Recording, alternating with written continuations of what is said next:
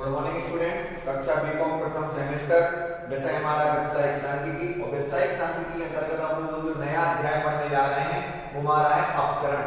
अपकरण को बोलते हैं डिस्पर्शन। ठीक, अब इसका अर्थ, परिभाषा और इसकी गणना किन विधियों से हम करते हैं उसके बारे में समझेंगे। तो बात करते हैं इसके अर्थ की कि इसका अर्थ क्या है और परिभाषा क्या है। तो इसमें बताया है कि केंद्रीय प्रवृत्ति की विभिन्न मापें समकमाला के वास्तविक मूल्यों पर आधारित होती है। मतलब कि जो हमने केंद्रीय प्रवृत्ति की माप में अभी हमने पढ़ा ना, माध्य पढ़ा था, मध्य का पढ़ा था, बहुलक पढ़ा था। ठीक, उसके बाद अपन उसमें क्या विभाजन मूल्य पढ़े थे और हरात्मक और गुणोत्तर माध्य पढ़ा था। तो ये सब जो गणनाएं थी जो हमें समंग दिए रहते थे, एक्चुअल समंग जो थे उन पे ही की जाती थी। मतलब हमें 2 दिया, 4 दिया, 10 दिया, 0 से 10 दिए या जो आकृति दी हुई है उनको क्या है वास्तविक मूल्यों पर ही उनकी गणनाएं की जाती थी। लेकिन जो अपकरण है तो जो वास्तविक मूल्यों पर गणनाएं की जाती थी इसमें उन्हें क्या कहते थे, उन्हें प्रथम श्रेणी के माध्य कहते थे। जो केंद्रीय प्रवृत्ति के अंतर्गत हमने जो गणनाएं पढ़ी हैं उनको क्या बोलते हैं, प्रथम श्रेणी के माध्य, जैसे माध्य हुआ, मध्य का, बहुलक, ये सब। लेकिन अपकरण की मापें द्वितीय श्रेणी के माध्य हैं। क्यों? क्योंकि अपकरण की माप ज्ञात करते समय पहले समकमाला का माध्य ज्ञात किया जाता है। मतलब कि हमें इनकी गणना करने के लिए पहले जो प्रथम श्रेणी के माध्य उनकी भी गणना करनी पड़ेगी। ठीक है, और फिर उन माध्य के विभिन्न पद मूल्यों के विचलन का माध्य ज्ञात किया जाएगा। और जो माध्य आएंगे उनसे हम विचलन निकालेंगे पद मूल्यों का, फिर उनका दोबारा माध्य निकालेंगे। इसलिए अपकरण की जो माप है उसको द्वितीय श्रेणी के माध्य कहते हैं। कौन से कहते हैं? द्वितीय श्रेणी के माप। क्यों? क्योंकि इसमें पहले हम प्रथम श्रेणी के भी माध्य निकालेंगे, फिर उनके विचलन द्वारा फिर उन विचलनों का फिर से माध्य निकालेंगे। इसलिए इनको क्या बोलते हैं? द्वितीय श्रेणी के माध्य। अवलोकनों के समय की विचलनशीलता की विशेषता उतनी ही महत्वपूर्ण है जितनी उस समय के पदों की केंद्रीय प्रवृत्ति की विशेषता। जैसे कि अपन कहते नहीं है कि माध्य बहुत जरूरी है, हमें औसत पता चल जाता है, मध्य का मूल्य पता चल जाता है, बहुलक से हमें जो बार बार पद मूल्य आता है उसके बारे में पता चल जाता है। जैसे केंद्रीय प्रवृत्ति के माप की विशेषता है उसी प्रकार विचलनशीलता की भी महत्वपूर्ण विशेषता होती है। ठीक है, ऐसा नहीं कि वो ज्यादा महत्वपूर्ण है, अपकरण कम महत्वपूर्ण है। ठीक, अब जो अपने प्रोफेसर वगैरह हैं उनके अनुसार इसकी जो परिभाषा है ये अपन ने यहाँ से समझा कि जो केंद्रीय प्रवृत्ति की माप है वो प्रथम श्रेणी के माप कहलाती है। लेकिन जो अपकरण है वो द्वितीय श्रेणी का माप है। क्यों है? क्योंकि इसके अंतर्गत पहले हमें प्रथम श्रेणी के माप के जो माप है माध्य उनकी गणना करेंगे और उन माध्य के माध्यम से पद मूल्यों का विचलन निकालेंगे और उन विचलन का फिर से माध्य निकालेंगे। ठीक है, इसलिए इनको द्वितीय श्रेणी का माप कहते हैं। और जो हमारे प्रोफेसर बावले हैं उन्होंने बताया है अपकरण पदों की विचलनशीलता की माप है। विचलनशीलता का मतलब है अंतर निकालना, किसी भी एक चीज को कॉमन मान के, माध्य मान के पद मूल्यों का अंतर निकालना क्या कहलाता है? विचलन।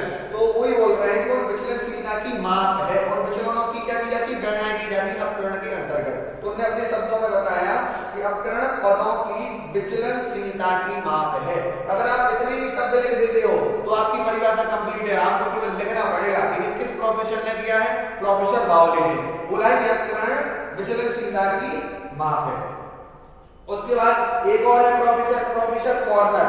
अपकरण उस सीमा जिस तक व्यक्तिगत पद विचलित हैं की एक माप है। इन्हें भी बताया कि जो अपकरण है वो उस सीमा जिस तक व्यक्तिगत पद क्या है?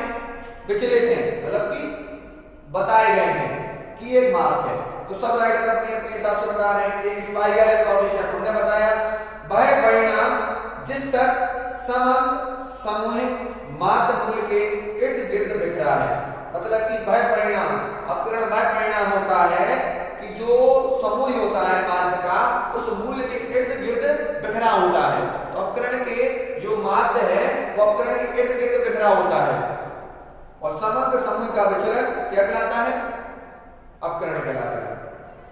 ठीक है, तो सब राइटर के अपने अपने शब्द हैं, लेकिन जो सबसे सरल था वो कौन सा था? प्रोफेसर बावले कि अपकरण पदों की विचलनशीलता का माप है। अगर आपको परिभाषा लिखनी है, बहुत ही सरल शब्दों में लिखनी है, तो आप प्रोफेसर बावले के बारे में लिख सकते हैं। ठीक है, एक और है books and Dick. Professor books and Dick ने बताया अपकरण जिसको बोलते हैं अथवा प्रसार। ठीक है, अपकरण या प्रसार एक केंद्रीय मूल के इर्द गिर्द चर मूल्यों के विचरण अथवा बिखराव की सीमा है। ठीक है। अब इसमें देखो जो शब्द हैं वो थोड़े से जटिल हैं, उनको समझना आपको एक बार में नहीं आता। इर्द गिर्द तो समझ में आएगा आसपास, इर्द गिर्द मतलब आसपास। चर मूल्यों का मतलब होता है जो मूल्य होते हैं, जो अंकों में होते हैं, ठीक है। चर मूल्य मतलब अंकों में जो मूल्य होते हैं, मूल्यों के विचरण, विचरण मतलब दिए होना, विचरण मतलब व्यवस्थित होना, बिखराव होना की एक सीमा है। सीमा तो आप जानते ही हो, की सीमा हो गई, की सीमा हो गई। ऐसे ही हमने अपने शब्दों में बताया कि अपकरण एक केंद्रीय मूल के इर्द गिर्द चर मूल्यों के विचरण अथवा बिखराव की एक सीमा है। तो आप जितने राइटर के बारे में पढ़ोगे सबके अपने अपने क्या होते विचार होते हैं। कोई आपको कुछ शब्दों के द्वारा बताएगा, कोई अपने कुछ शब्दों के द्वारा बताएगा। तो हमने बता दिया जो सबसे सरल परिभाषा है वो प्रोफेसर बावले की है। अगर आप अपकरण की परिभाषा वर्ड अगर आता है शॉर्ट क्वेश्चन में, तो आप प्रोफेसर बावले की परिभाषा 4 शब्दों की है।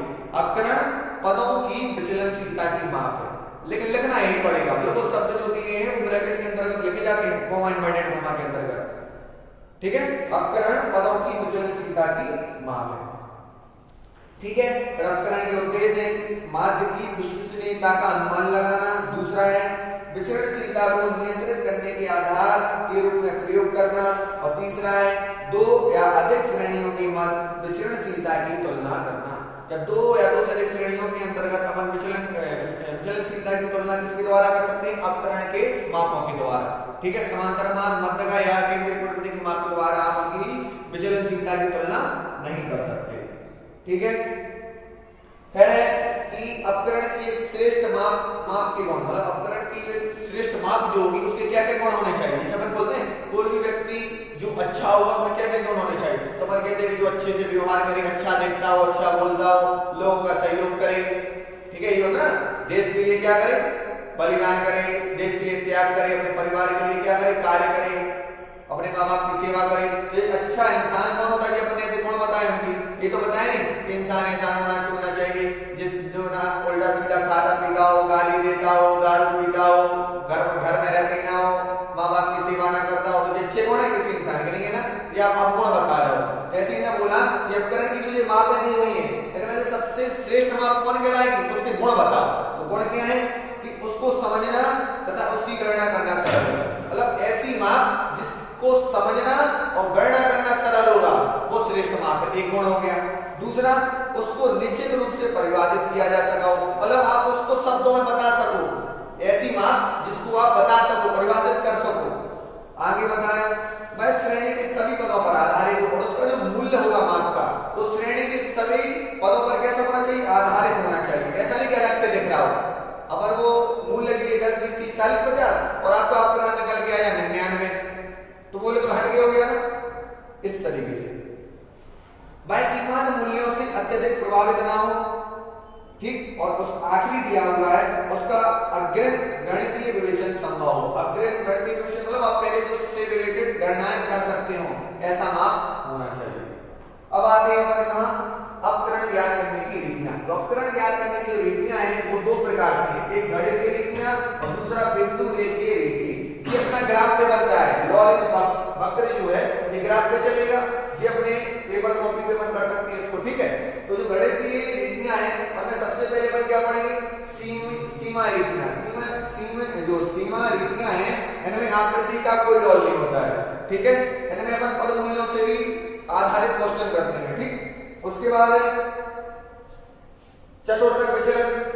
चतुर्थक विचलन में क्या होता है कि जो अपन ने चतुर्थक पढ़े थे विभाजन मूल के अंतर्गत, उनके द्वारा अपन क्या निकालते हैं? विचलन निकालते हैं, ठीक है। नाम से पता चलता है चतुर्थक होता है विभाजन मूल्य का एक प्रकार जो हम पढ़ चुके हैं। 3 होते हैं चतुर्थक, 4 भागों में बांटता है और 3 गणनाएं होती हैं, Q1, Q2 और Q3। फिर होगा परिघात रीतियां, और परिघात रीतियां में जो हमको मुख्य रूप से पढ़ना है वो है माध्य विचलन और माप विचलन।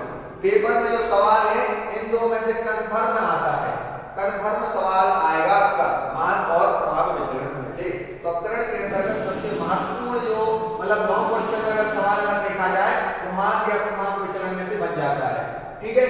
अब अपन बात करते हैं एक जो अपकरण की माप है उसके बारे में। जैसे अपन ने समझ लिया कि अपन को इतने रीतियों से अपकरण की गणना करनी है, मतलब गणितीय रीतियां और दूसरा बिंदु रेखीय रीति। और गणितीय रीतियों में 3 प्रकार से सीमा, चतुर्थक विचलन और परिभाषित रीतियों के अंतर्गत अपन को पढ़ना है। तो सबसे पहले अपन जानते हैं जिस तरफ विस्तार, विस्तार को बोलते हैं रेंज। क्या बोलेंगे? रेंज इंग्लिश में। और साइन अगर दें तो आर। ठीक, तो विस्तार क्या है? ठीक है, या इसको बोल सकते हैं परास, परास बोल सकते हैं, विस्तार इंग्लिश में रेंज बोल सकते हैं। तो ए है क्या, इसके बारे में बता देते हैं। विस्तार अपकरण की सबसे सरल प्रारंभिक माप है। ठीक है, विस्तार का निर्धारण समकमाला के दो सीमांत मूल्यों से किया जाता है। कौन से मूल्यों से किया जाता है? सीमांत मूल्यों से। इंग्लिश में इसको रेंज कहते हैं, साइन इसका आर होता है। ठीक, और यह वितरण के सबसे अधिक मूल्य और सबसे कम मूल्य का अंतर है। जो रेंज है, विस्तार है, सबसे सरल क्यों है? क्योंकि आपको हमने 1 से 100 तक गिनती लिख दी। कितनी लिख दी? 1 से 100 तक। इसमें कुछ कम भी हो सकती है बीच में, आगे पीछे, लेकिन कहां तक लिखी है? सबसे कम 1 है और सबसे अधिक क्या है? 100। तो अगर कोई बात करे कि इन पद मूल्यों के बीच में आप रेंज निकालो, तो कुछ नहीं करना है। सबसे अधिक क्या है? 100। अगर आपने 10 से स्टार्ट किया होगा, 10 से 100 के बीच के अंक लिखे हुए हैं, तो सबसे अधिक 100 है और सबसे कम क्या है? 10। तो रेंज क्या निकल के आ जाएगा? 90। अब विस्तार निकालना कहां से कठिन है? इसलिए तो मैं बोला कि सबसे सरल और प्रारंभिक माप है कि यह पद मूल्यों के समकमाला की सबसे अधिक पद और सबसे छोटे पद का अंतर होता है। तो अगर फॉर्मूला देखा जाए तो क्या हो जाएगा? रेंज बराबर क्या हो जाएगा? Largest value minus smallest value. L मतलब लार्जेस्ट वैल्यू, एस मतलब स्मॉलेस्ट वैल्यू। हिंदी में अगर लिखें तो विस्तार बराबर उच्च सीमा माइनस निम्न सीमा। ठीक, ये हो गया अपना विस्तार, विस्तार का अर्थ, विस्तार का फॉर्मूला। और इससे संबंधित सवाल पढ़ेंगे और उसके बाद पढ़ेंगे अंतर चतुर्थक विस्तार का